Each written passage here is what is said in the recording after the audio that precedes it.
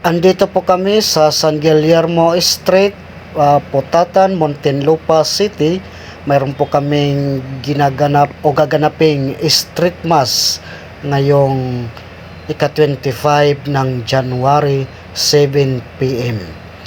At inaantay lang po namin si Father Jonathan Cadiz, ang Kora Paroko ng Our Lady of the Abandoned Parish, Muntinlupa City. Siya po ang mamumuno sa pagdiriwang ng banal na misa sa BEC. Habang kami nag-aantay kay Father, ay magkakaroon muna ang mga membro ng Basic Ecclesial Community ng sharing mula sa mabuting balita.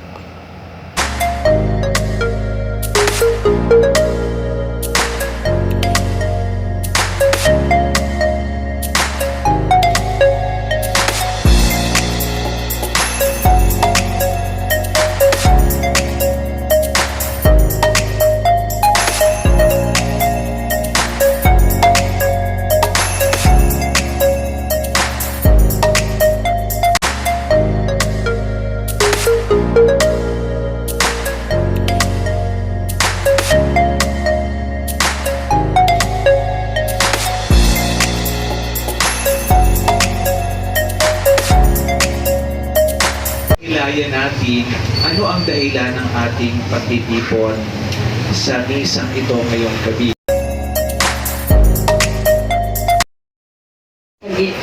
San Guillermo Street, si Ati Pasing, Ati Christine Daniel, Letty, Loya, Ati Unding, and Ati Emma Whaley.